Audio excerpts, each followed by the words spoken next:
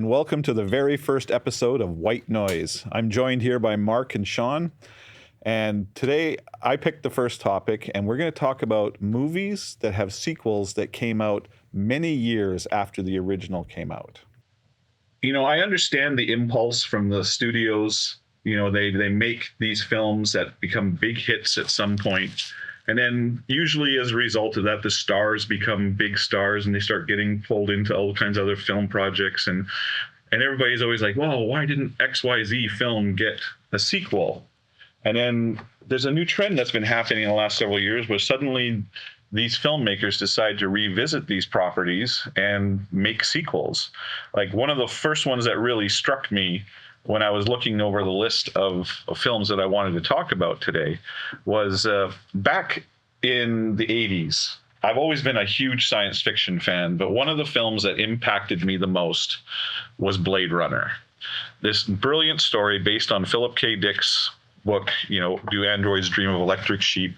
Had Harrison Ford in the lead role. You had this incredible soundtrack by Vangelis, and it was just a stunning film. It's a beautiful film, and I've watched it countless times. And it's raised so much controversy among fans with various aspects of it. You know, was Deckard a replicant? Was he not a replicant? You know, what happened? But I was a little taken aback when only a few years ago, 2017, they decided to revisit it and put out a sequel, Blade Runner 2049. Now, have you guys seen that film or the original? I have, of course. Yes. And I know you have because we've watched it together. Yeah, I have. And I really enjoyed the sequel. I did too. Yeah. I really did. And, you know, it was interesting to pair up Harrison Ford with Ryan Reynolds, who, you know, is a big star. And so you have this younger and older dynamic going on. But I thought the story was great. A lot of people that I've talked to about it felt it was too slow or too lumbering, but I thought it was brilliant. It was a very long movie, right? It was. Yeah. Well, clocking it almost 3 hours, right? Yeah, very long movie. And what was your take on that film? Well, you know, I thought the first one was slow. Hey, me too. I was young too. Kind of slow. It took me years to actually enjoy the movie, to be honest with you, because I was. What year did that come out? It came out in 1982. 82. So I was 11. I was still in high school. Yeah. So it took me till about 19 or 20 to really appreciate that movie. Yeah, and you know, there's been all of these changes with the original where they put out editions where they felt that maybe the audience wasn't understanding the movie, so they had these voiceovers that they had Harrison Ford do to kind of move the story along, and that just made me think of the disasters. Like, I mean, this isn't one of those films that we're really talking about right now, but David Lynch's Dune, if you remember that one. I thought that was a flawed gem of a film. I thought it was beautiful looking, and I really like it personally. But a lot of people felt that if you didn't read the books, you were having trouble following the story. So they made this cut where they had the princess character do voiceovers, kind of explaining what this was and explaining what that was, and it just kind of like what they did with Lord of the Rings, right? It was much more intrusive. Right. Much more intrusive. I agree. And I mean, David Lynch hated it so much he went the Alan Smithy route on that one, if you know what that is. Yeah.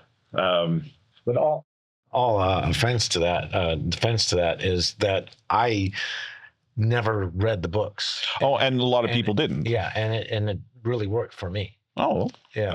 Cool. So, speaking of classic films that have had recent sequels, and this one was quite a success, and that is Tim Burton and his Beetlejuice films.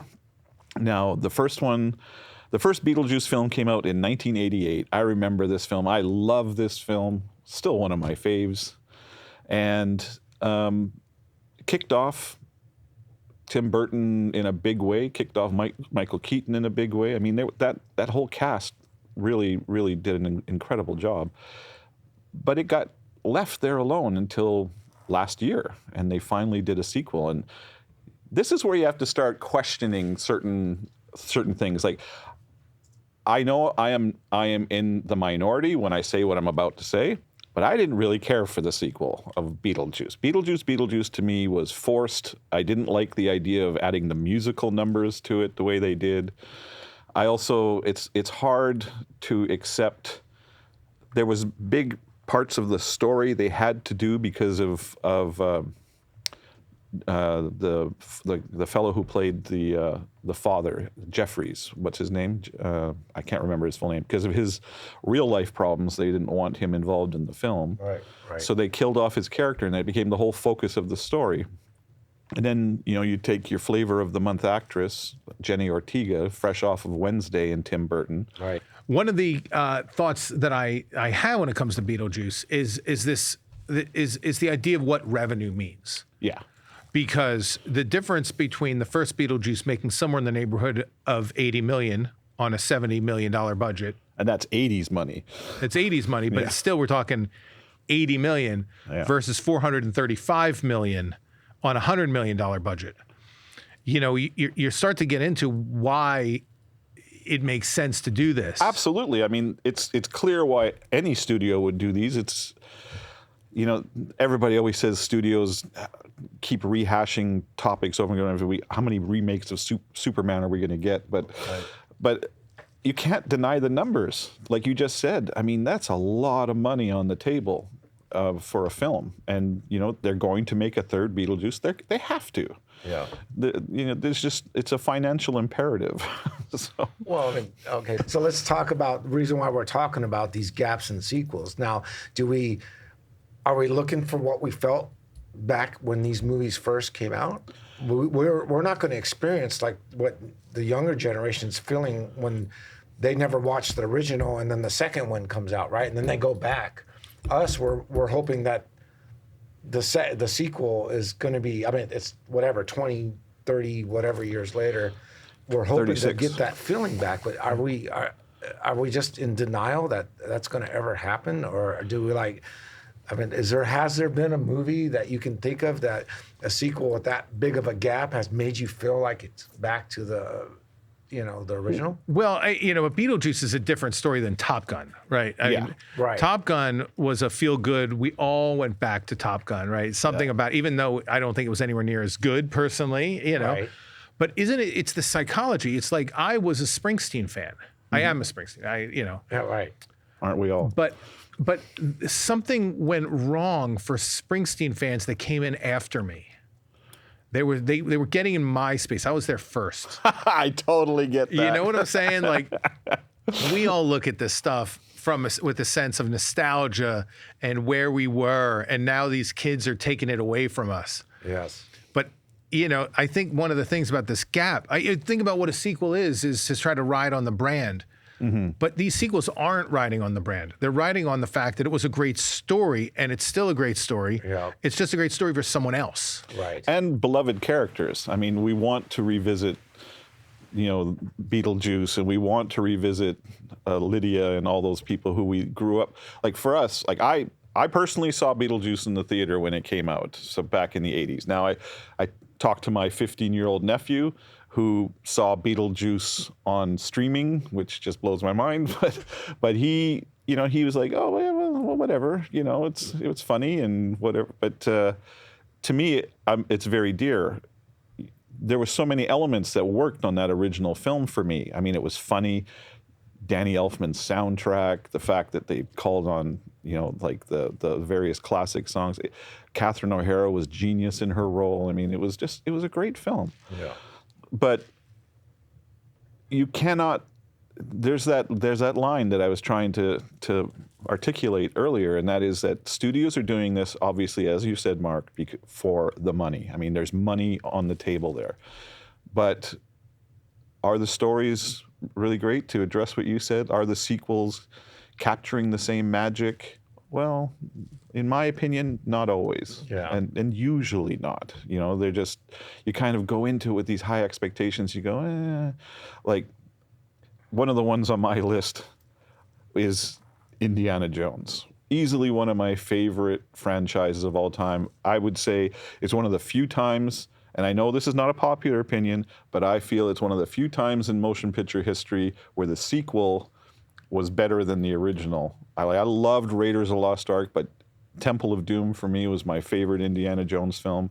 And then Last Crusade was starting kind of to slip. And then they had that big break. Then they did the Crystal Skull one. Now this is years later, like that was 2008, so it's 15 years after the last one. And Harrison Ford was not a young man when he did in the last Indiana Jones film, you know, and he's now 15 years older. And and by its very nature, Indiana Jones, he's an action adventure star. And so you have this guy who's, you know, in retirement age playing this action hero.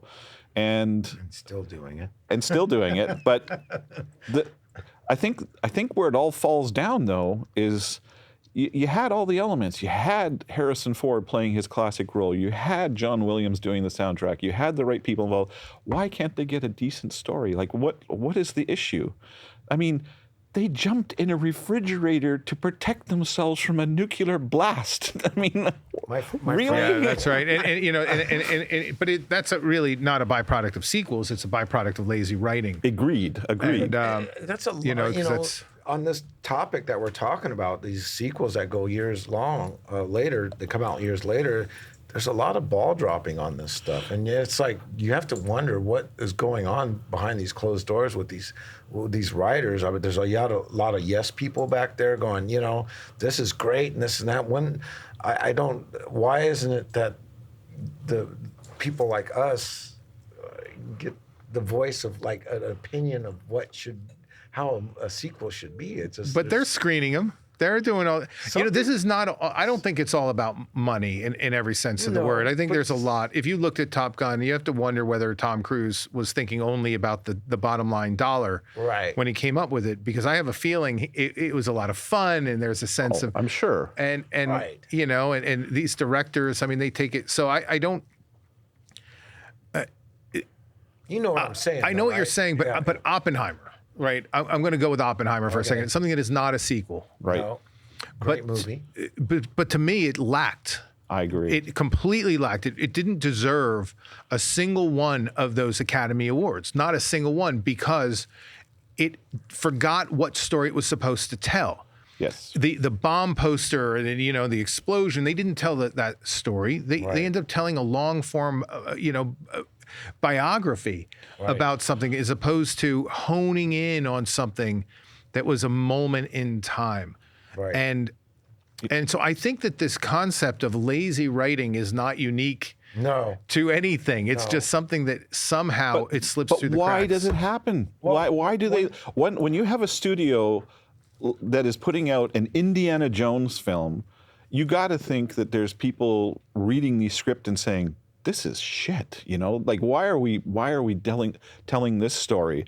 Like, what is happening to make this fall apart? I mean, even the latest one, the Dial of Destiny, that one to me, like, when I saw that film, I wasn't going to go, but so many people talked to me and said, you know, oh, it's really great, you got to go see it. So I love the character, I decided to make the leap. The first 10 minutes of that film, I had, my heart was racing. I was like, okay, they got it right. This is brilliant. I mean, the chase sequence at the beginning was just awesome. And then it all fell apart. And you start going, what the hell, you know? And then, of course, they're going through massive amounts of budget money, transforming Harrison Ford from a 78, blah, blah, whatever-year-old man into Indiana Jones again by having to digitally change his face and everything. And I just went, come on, people. Right. This is one of the most beloved. Have you seen that one, Mark? Yeah, I've seen it. What do you think?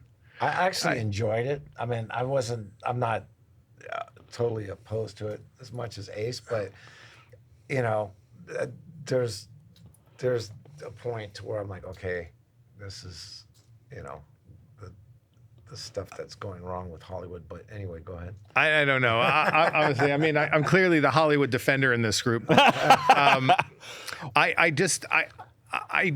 think that things happen along the way, and there's always a story. If you looked at, you know, again, it was the beginning. It actually, I mean, Godfather 2 is not a sequel technically, It was a prequel. That's on my notes. I was going to say that. Oh yeah, how about that? I stole a little. Yeah.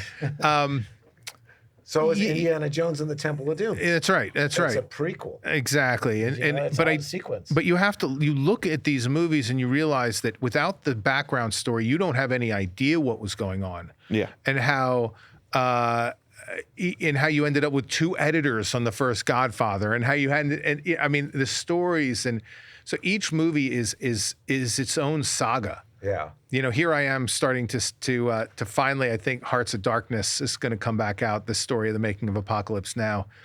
Really? Potentially the greatest documentary ever made about the greatest movie debacle that has ever occurred. I'll trust you on that one. It is an unbelievable. Yeah. And you realize that this process is not easy. And so sometimes you figure out what you think your audience is going to go for. Sometimes you figure out, what the easiest path is. Sometimes it's just creative. It's just a decision that was made. Right. I remember a lot of movies that made decisions that were fundamentally inconsistent with what I thought was the right decision. And, but that's the thing, is that if I were the movie maker, right, I'd get to do it my way. Well, okay. So going back when you said Oppenheimer, you didn't really like it, and it had all these Academy Awards and everything.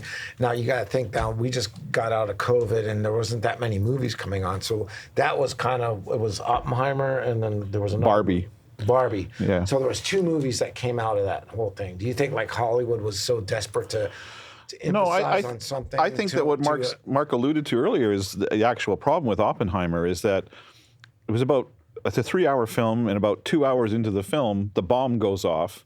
Right. And then you got another hour of the film, and nobody really gives a crap after that. About like the awards. I think it was just a Hollywood thing. Like, let's just make it look like it's great, and this and that. We got to get that. No, I mean, I think it's interesting because that movie deserved all the awards it got. Like you just said, you didn't think it. No, I didn't think it deserved really any of them. Yeah. No. What I thought was interesting about this, and remember,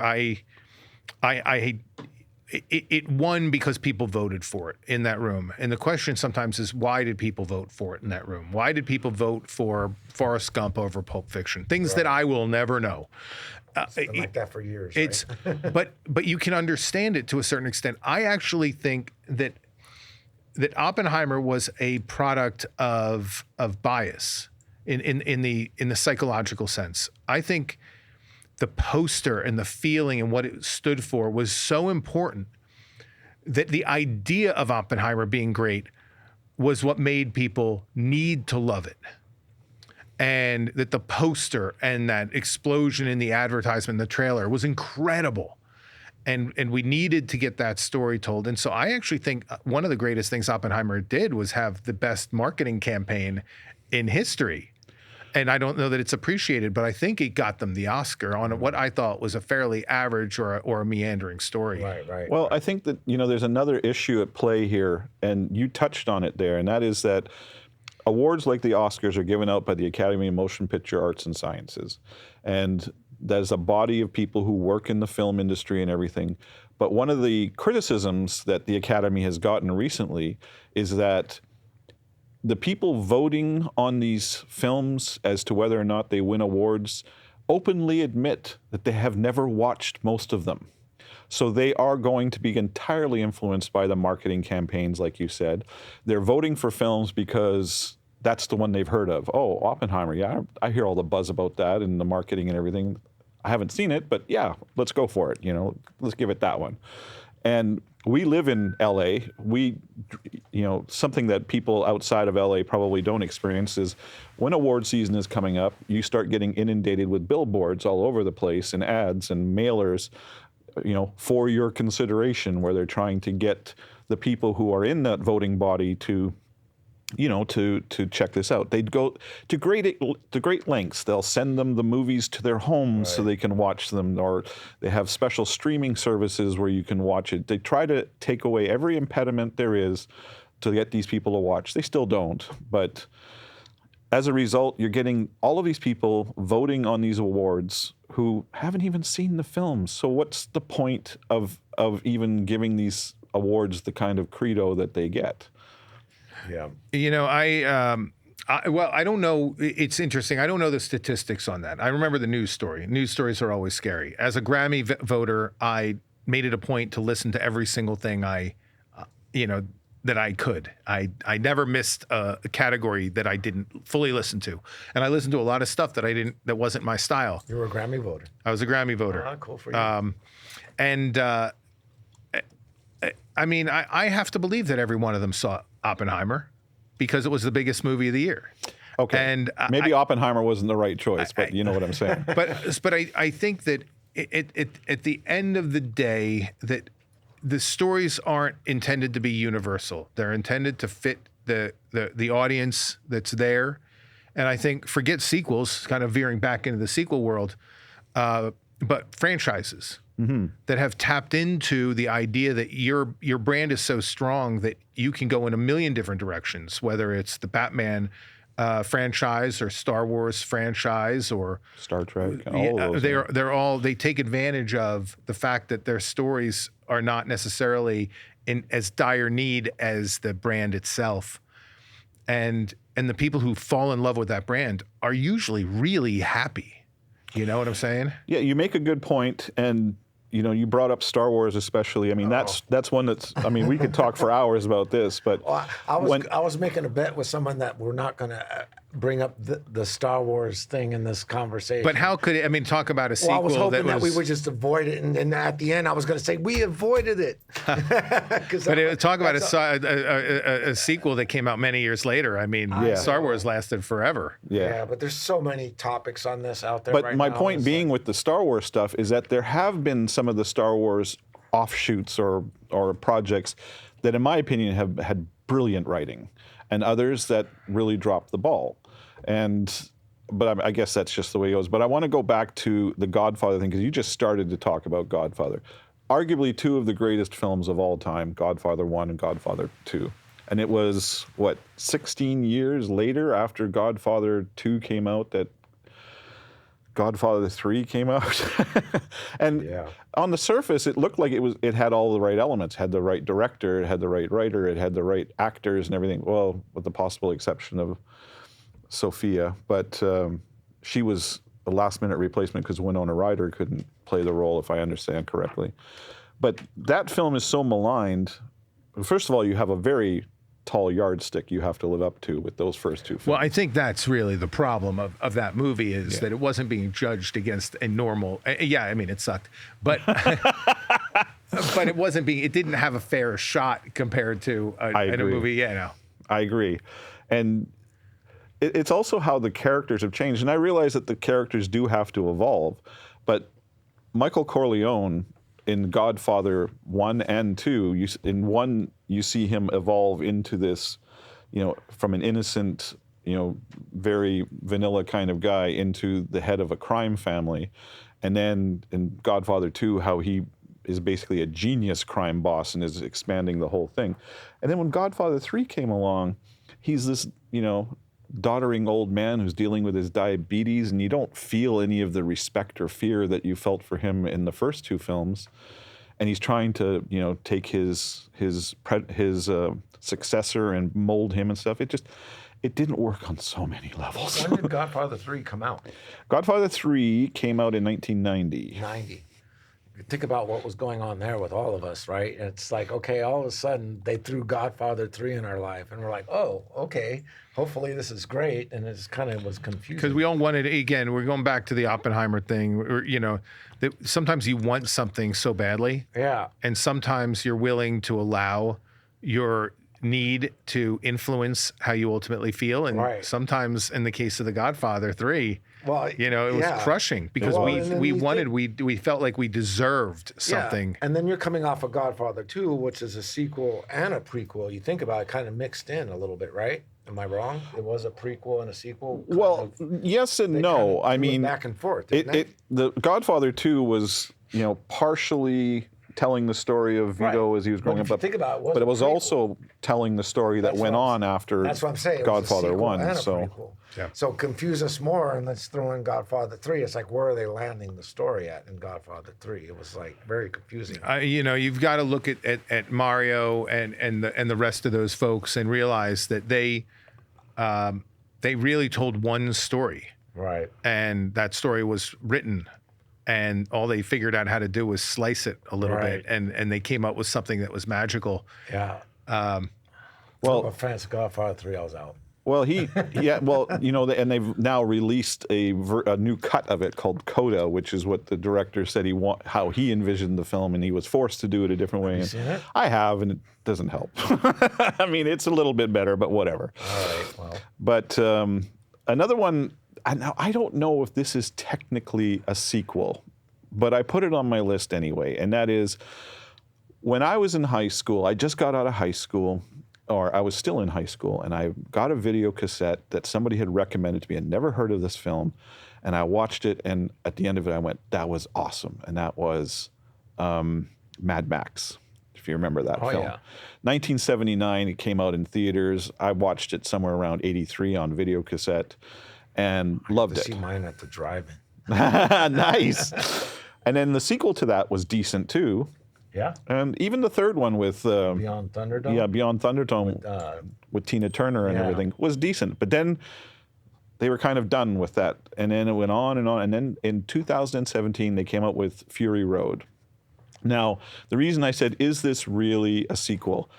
You still have Mad Max as a character, but he's being played by an entirely different actor, and there really doesn't seem to be a connection between the first three films and this one, even though I thought that Fury Road was a brilliant film, one of my favorites of that year. It was fun. It was. I'm a 3D movie guy, and that was probably one of the best 3D movies at the time. Well, I just loved how Charlize Theron, who's one of my favorite actresses, she did such an amazing job in that lead role. Did you see that movie, Mark? I did. What do you think? I mean, I have to say that I thought it was amazing. I get your point, but I think this is where sequels turn into franchises. Absolutely. Right. Oh, yeah. And well, I mean, think about it. Everything we're talking about, sequels are always come to a franchise point, right? Most of them. I have no idea.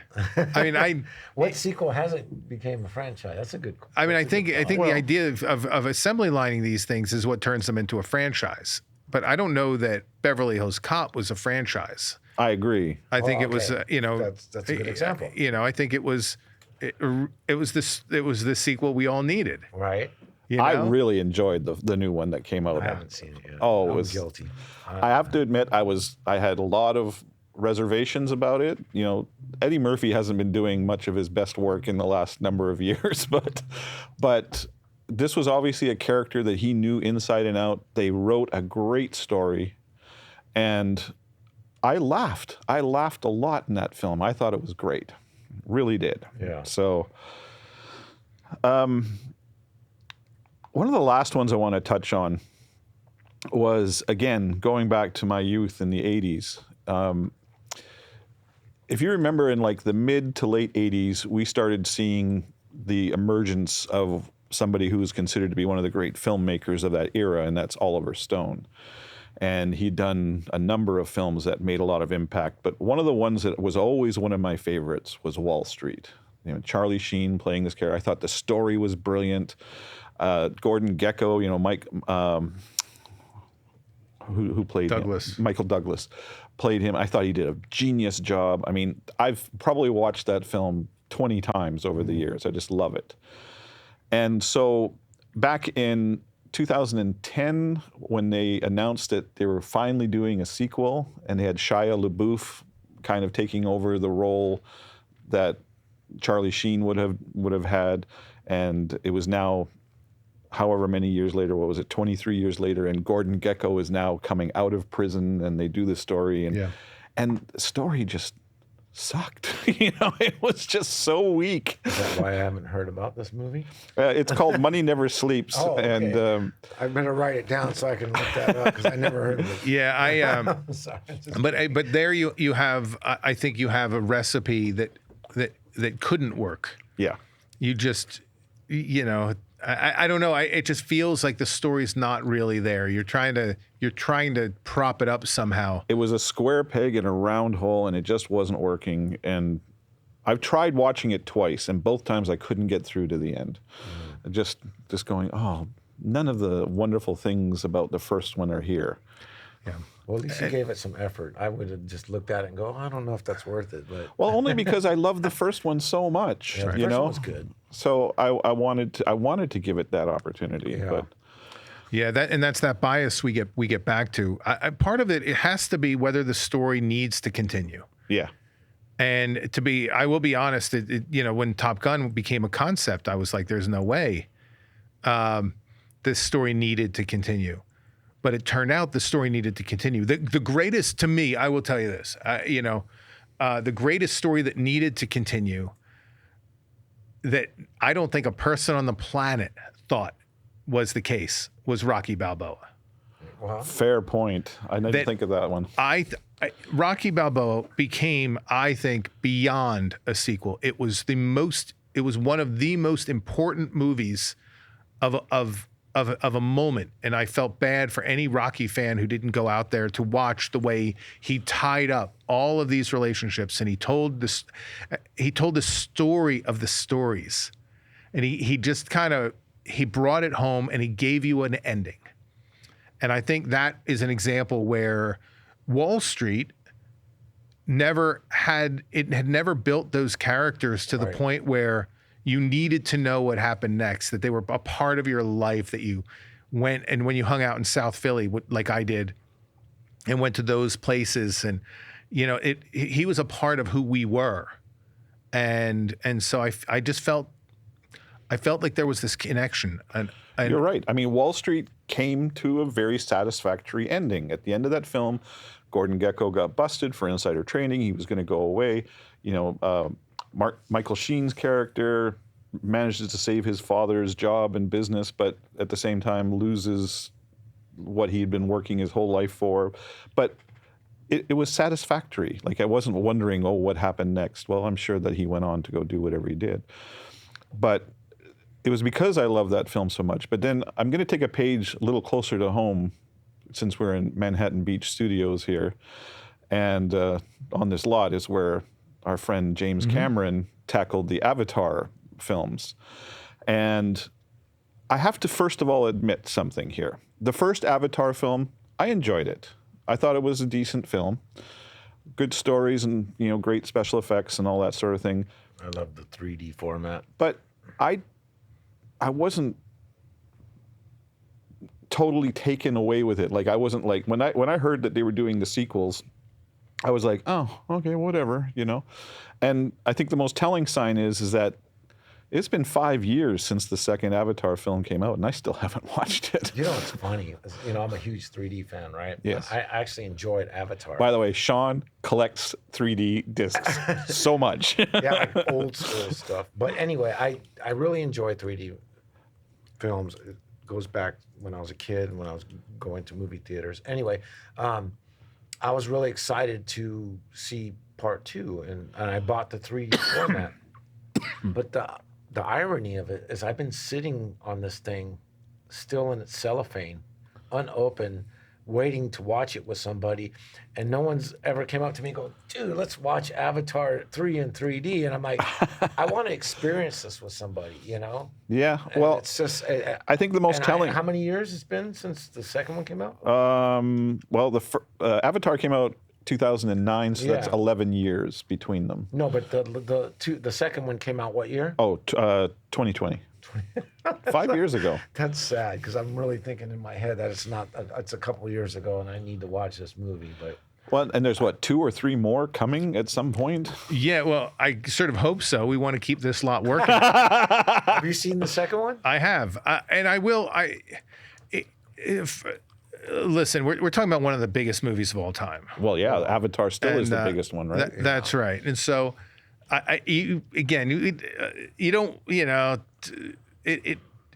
three of us here sitting around the circle, be like, oh, I can't Why believe. does it seem like you're avoiding the question here? I think that in a way, Avatar 2 and Phantom Menace had some similarities, and the core similarity there is that I'm really hoping we weren't talking about Star Wars. that the technology it had changed so much in that space, and the people who were making the decisions with the film decided to ride the technology wave. Right.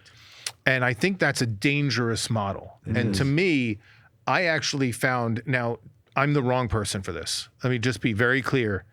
I thought that the color correction was different for the live action versus the CG. Right. Now, who the hell else on the planet's going to be paying attention to the fact that they didn't color correct it the same? I'm sitting here thinking, what a dork, but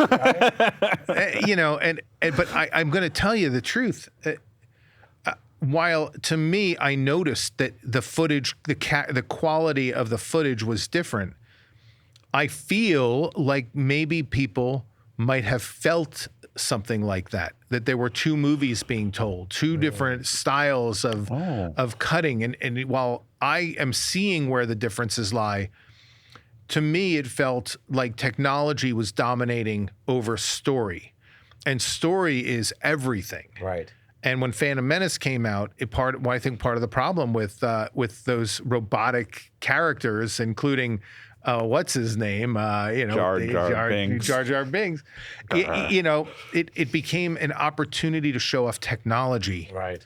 and as opposed to storytelling, and that is the greatest way to lose. I mean, I can sit here and talk for hours about the Star Wars, especially the prequels and the problems with them. But I mean, I think the basic problem that resulted in a lot of those issues was you had a group of people making this film who basically were the top dogs when it comes to special effects. I mean, Lucas with ILM, I mean, they basically invented a lot of that stuff that's going on there. So they're going to want to tap into that. But Lucas made it very clear that he was writing the story for kids, not for adults. And so you get characters like Jar Jar Binks, and you get that kind of more infantile thing. Whereas if he had approached it a different way, I mean, there's a lot of people that I've read about who said, when he did the first 3 films, he had his wife as his editor, and she would look over the scripts and she would make changes and everything. And then between Return of the Jedi and Phantom Menace, they parted ways, and so she wasn't involved in doing that role in the prequels, and it shows. She was obviously had a very big impact on that. But I mean, that's for another show. We could talk Star Wars another time. Look at it this way, okay? It's movies are kind of like music, okay? Sometimes some of the best producers influence bands that less is better, right? Here we are, we jump 20, 30 years later with the technology that we have, and we think we should blow our wads by, this would have been cool if R2-D2 flew. Oh, this would have been cool if, and it's like, no, we don't want to see R2-D2 flying with rockets. He didn't fly, you know what I mean? And it's less is better. And I think they fail to grasp that concept, they just put too much, we got this technology now, let's throw this idea in. And it kind of ruins it to me, There's another aspect to this. It's like CGI and claymation. I like to see claymation. CGI, to me, it's great. We got a new Jurassic Park coming out right now. I'm not excited about seeing CGI dinosaurs. First Jurassic Park had a little bit of CGI, but most of it was mechanics, right? And puppetry, I believe. Yeah, I think that one of the components of this is you have a maturing technology now, and so it's no longer CG. When you're talking about volumetric stages now, and how you're shooting Mandalorian, and now everything else. There's certain ways to use it. But it's so much more expensive to do that kind of stuff. I agree. But you save so much on the other side. Right. And that's, but I think that the issue here is just story, quality of story. Right. And if you have a quality story, then everything's good. Yeah. I don't want to see my R2-D2 flying with rockets. Something that's related. But that gets back to the cognitive bias that relates to the fact that you were there first. Right. You decided how R2-D2 should behave because you grew up with R2-D2. Right. And I agree with you. Same way with music. Like all my favorite bands, growing up, I just watch them go from the Troubadour to Unsellable Nights at stadium shows, and I'm just like, and their music is worse than it was back. And Right, we earned the right. I agree with you on that, Mark. You know? I mean, And I walk into those. I'm going to the state. I saw them back in 1985. and what the hell's Billy Joel doing putting out a classical record, man? Right. It's not- that doesn't work for me. Well, there's an interesting part of this discussion we haven't really tackled, and that is that these aren't technically sequels, but playing off of what you said earlier, whereas these are identifiable franchises that are making money, and that is when the studio decides to remake something that has already been successful. You know, we've seen it with the Batman films, we've seen it with a lot of the superhero ones, where you're taking the same story and telling it over again. Spider-Man has been guilty of it a number of times. And there have been hits and flops. And, Yeah, but you know, you're tapping into a story that's part of the zeitgeist now, like the origin stories of Peter Parker becoming Spider-Man. Everybody knows that one at this point, but they've done it like at least three times, I think. But they've done it differently also. Whether you're talking about the Batman story, they keep telling it different. It's a different thing, and the audience is completely comfortable learning the new way that it all played out. They are. And that is quality of story again. It just the audience is happy to be along for the ride if the movie itself is a quality ride. Absolutely. I mean, I loved Tim Burton's take on Batman when it came out. That was brilliant. But I loved Christian Bale's version of it as well. You know, when I personally think The Dark Knight is maybe the greatest superhero movie ever made.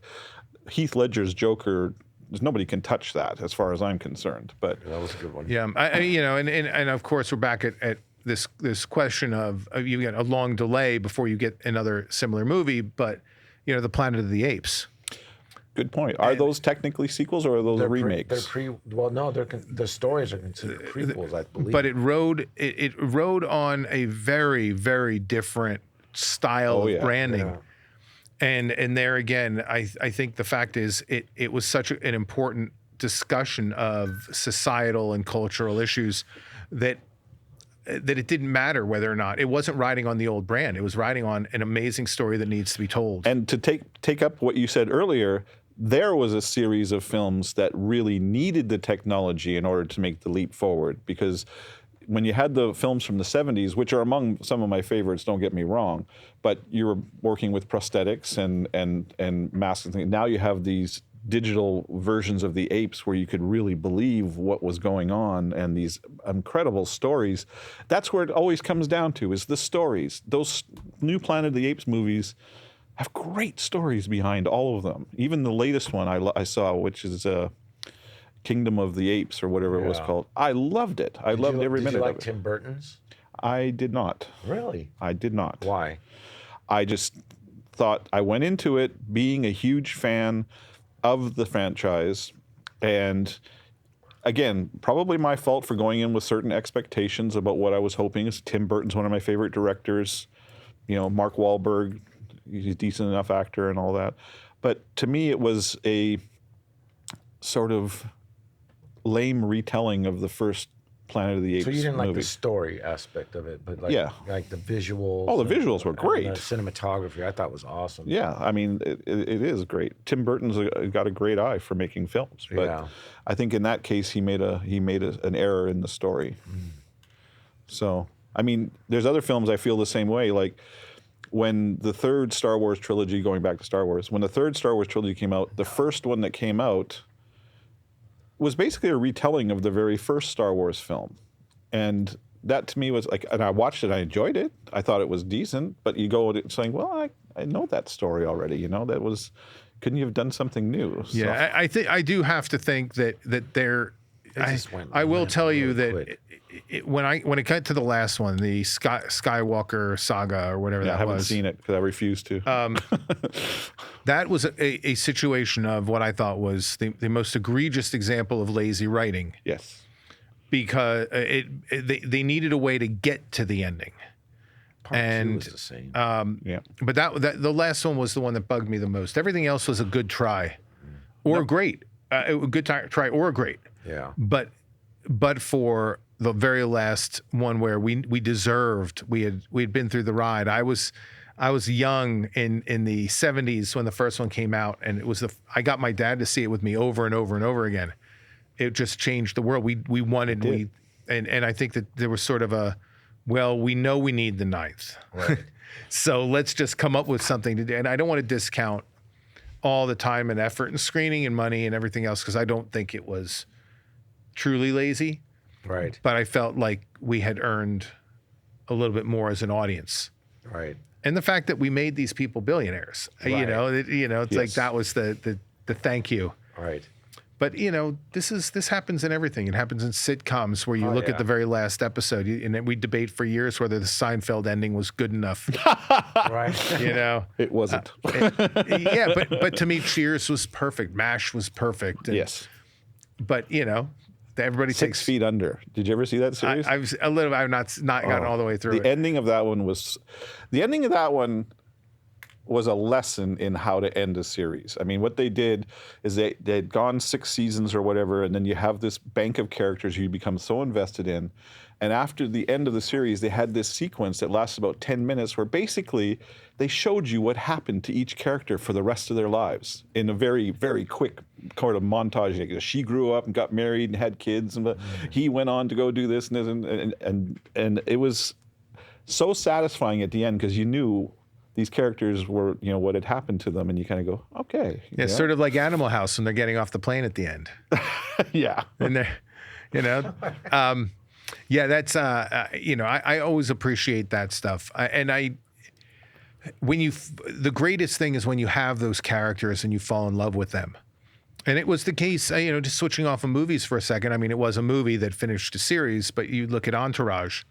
Oh, yeah. And, we had fallen so crazy in love with the characters that we were along for any ride. Now, I don't know whether Sex and the City had the same impact, because I know many people who loved everything about Sex and the City, but they didn't have the same need to close out those characters. That movie that was panned. I know there's now another thing out there on Sex and the City. Yeah, there's a new series now, I think. There is. But I think that we're not just talking about story, and brand and franchise, but I think we're also talking about a relationship to the people that are in there. Mm-hmm. And when we really make that connection, we want so badly to know a little bit more. Well, This was fun. I really enjoyed this discussion. Well, I wanted to pivot back to the sequels. Like, my favorite one that we didn't talk about was the original Psycho, and then Psycho 2, coming out 23 years later. Like with Anthony Perkins. I have never seen Psycho 2. Really? Yeah. I loved Psycho. It's one of my favorite Hitchcock films, one of my favorite films, period. Yeah. But I have never gotten around to watching the sequel. Really? Yeah. What about you, Mark? I don't think it made that much of an impact on me, because I remember seeing it, but it doesn't. Oh. And I agree with you. I was a Hitchcock fan, and that was the beginning. He was before me, but I really studied the way he edited, the way he kind of told his story, and how he brought you through. And it was a big deal for me, because when I first discovered Hitchcock, all of a sudden they were like advertising for the part 2, and the actual actor Anthony Perkins was playing the role again. It was a big deal, and to watch it was just as good as the first one to me. Yeah. Well, Hitchcock, for me, I always loved his films, but where I really became enamored with him was I saw an interview with him once where he was describing what he does in his films. And he gave this example. He said, let's pretend you're shooting a scene with you and I having a conversation right now. We talk for 5 minutes, and then a bomb goes off that's underneath the table. So what you get out of that scene is you get 5 minutes of boring, and then one big shock. Whereas if you do the same scene with the same conversation, but you show at the beginning of it that there's a bomb underneath the table, then the people who are watching this 5-minute conversation, they don't know when that bomb is going to go off, and there's tension being built throughout it. And that to me was such a telling sign of a brilliant filmmaker about that made sense, and so I would watch his films based purely on having so much respect for what he was doing. You know. Yeah, I'm surprised you've never seen Psycho 2. Yeah, I just never got around to You it. gotta give it a chance because honestly, it was. I wasn't intentionally avoiding it. I just never really. Yeah, it's. I mean, Like I never came out of watching Psycho, and I've watched Psycho a number of times. I never came out of it thinking, "Oh, I need to see what happens next." You know? Yeah, I definitely don't need to know what happens with the Oppenheimer saga. But I will say, we're not comparing Psycho 2 with Oppenheimer. I will say, I'd sure love to see a Princess Bride sequel. Oh, you and me both. You guys are dorks. We could do a whole show on sequels I wish I could see. But What about Shining and Doctor Sleep? well, I really enjoyed Doctor Sleep. Only I thought the characters were strong. It wasn't a sequel that I was going, gee, I wish they would do a sequel to The Shining. But when I saw it, and you have that little boy who had the Shining power, now he's an adult and he's dealing with, this burden, I'll call it, and the whole things that he goes through. That I really enjoyed it. I know it didn't go over well with critics and fans too well, but I thoroughly enjoyed. Yeah, I liked it too. Enjoyed it. It was a very surprising release too, because I never thought they would do it. No, me either. Yeah. In fact, I think I saw it on an airplane somewhere going, okay. what's this, I like Twin Peaks too. They did that sequel thing, which That one was an interesting concept. And, there at the end of the original Twin Peaks series, they actually alluded to it and they said, I'll see you in 25 years. And then 25 years later, they do the new series. But again, the problem with David Lynch, rest in peace and all, and he's a brilliant director, but sometimes he does things that are weird for the sake of being weird and things that make no sense. I was so annoyed. There was a sequence in that Twin Peaks, the redo, or not the redo, but the sequel one that came out a few years ago. What was it, a sequel? It was a sequel, yeah. okay. 25 years later. Yeah, I haven't seen it. And there was a scene in the Roadhouse bar, the famous Roadhouse bar, and the guy who was the bartender had just come in and was sweeping up. And that was the scene for 5 minutes of us silently watching this guy sweep the floors. And I go, what's the point? What is the point of that? Other than David Lynch, right? You can go back to past movies and you're like, what the hell is he thinking? And yeah, you can argue that. I mean, Lynch is very hit and miss director for me. I mean, there's films that he did that are among my favorites, and films where I go, what were you thinking? And I don't ever want to see them again. It's funny. I had roommates back in the 90s, and they were a huge Twin Peaks fan, and everyone would sit. They're wake and bakers. They would smoke pot in the morning, and they'd all sit around the round table and smoke weed when they get home from work. And I've never seen Twin Peaks, and they were huge fans. Oh. And I would come in, and they're like, and they just got the soundtrack, and they're like, Sean, sit down. We know you like music. And they were playing me a part. I don't know which part it was. And they're all, what do you think of this music? And I'm like, what does it sound like to you? And I go, I don't know. It sounds like the devil in the bar just kicking back and trying to figure out what he's going to do in his next move. And it was pretty much exactly the scene of the midget or whatever in the bar. And it was weird because I kind of played that in my head without even seeing the movie. And then I was a huge fan after that because just listening to that music soundtrack, I envisioned what he was thinking of. Call me weird, but it was just a strange thing. So after that, I had to indulge in Twin Peaks. And anyway, I digress. That just came through my head about that. But yeah. Okay. Was there any other ones you wanted to? I do. I have one more, which was dear to my heart. Tron and Tron Legacy. Oh, good one. That was 28 years later. Tron. We're talking about Disney doing technology that they never done before. And I would compare it to the technology now. Like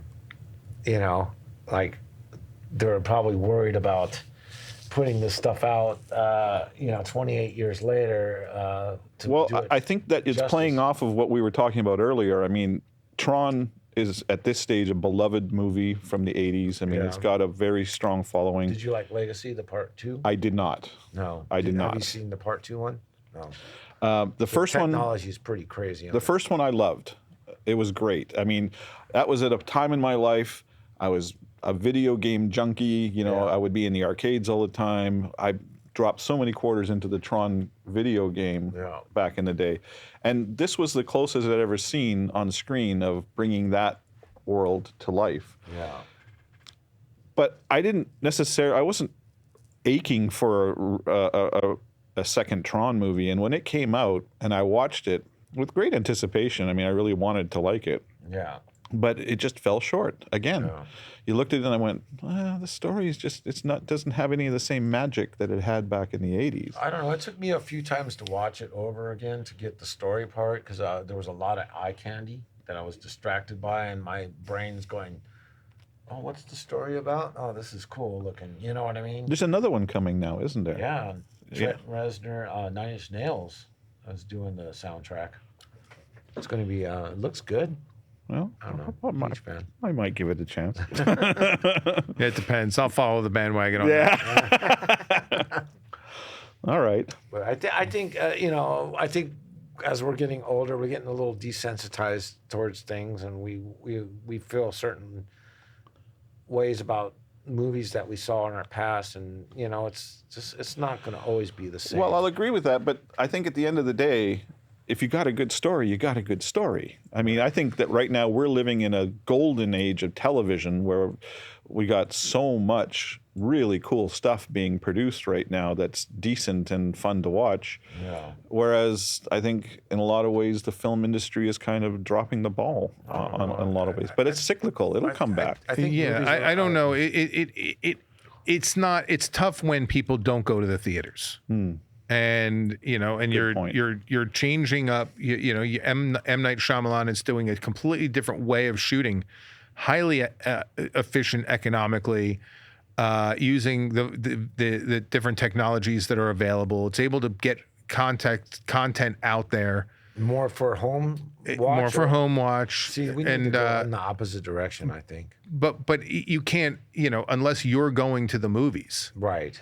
And a lot of reason to go to the movies. No, but a lot of even people with reasons are staying home, and you cannot support an industry when people have simply changed their habits fundamentally, and I think that it's on us to figure out how we're going to steer a lot of this. But the other thing is we're talking about sequels, and we're talking about who belongs to whom.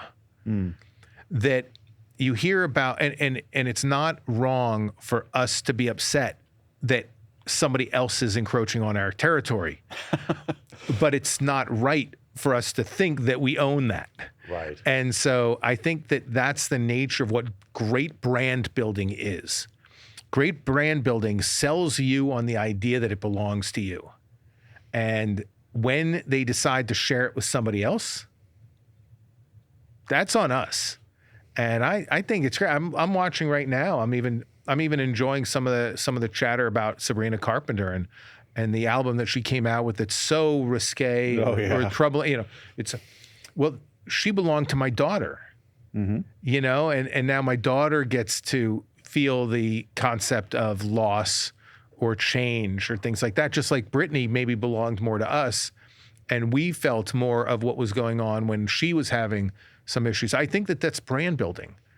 And when we feel it means that they've done a great job at getting into our soul. I think it's amazing that this is happening the way it happens. I feel bad. I don't know who's Sabrina. Who? And that's the point, Carpenter? right? Yeah. That's the point. You're not supposed to. She's probably, second only to Taylor Swift and biggest pop star in the world right now. Who's Taylor Swift? Yeah, right. But that's the thing is she belongs to a different generation. Right. And they own her her influence. She's been doing a lot of controversial. She's been getting a lot of press because she did a cover for Rolling Stone where basically she was naked. Dude, she did a cover of her album. For years. Madonna's done it. She did a cover of her album where basically she's in a very subservient mode, kneeling in front of a man, looking like things may go in that direction. Right, but you look at change all along. You look at Vanessa Hudgens when she had the nude scene or the topless thing, or you look at part of this is just the evolution of what it means to have fallen in love with a story or a brand or a character, and then all of a sudden realizing that it never belonged to us. Yeah. It was, we were renting it for the time that we got to enjoy it. And just like we evolve and the story evolves in our minds, but they evolve. And so we end up all these years later with Beetlejuice, and whether or not we are happy enough because we're comparing it to something that happened all these years before. And that makes us lucky, I think. Right. But even with comparisons, though, I mean, with some of the films we've talked about, I still think that the new ones are great. Like you mentioned the Top Gun movie, Maverick. I really enjoyed that film. I really did. And whereas Beetlejuice, I didn't. You know, I walked away from it going, I didn't really, I guess my big litmus test is, would I watch that again? Because I'm the kind of guy who likes to watch films multiple times that I really love. And I don't think I would ever watch Beetlejuice again. But I don't know that the new one, I don't know that, you know, somebody of your stature in this world, that it wasn't for you to begin with. You're right. And, you know, I look... It's just like me with Top Gun. I don't like Top Gun. Yeah, I mean, you don't have to. I don't. I have no interest in seeing the second one. Willy Wonka and the Chocolate Factory, when it came out with its remake and all that stuff, it tapped into a brand new audience. So screw you. I loved both of those films. Yeah, and I liked the original. you know. I hated the second one. So, But Well, anyway, that was fun. Thank you guys for indulging me in that topic, and I really appreciate the conversation. wait, I got 10 more. No, I'm just kidding. That'll be another time. Thank you for chiming in with us here. We'd love to hear your comments about anything we talked about. Leave your comments below, and we do read them all. So, and until next time, we hope you enjoyed the first episode of White Noise. Yeah, I was really hoping we weren't going to talk about Star Wars.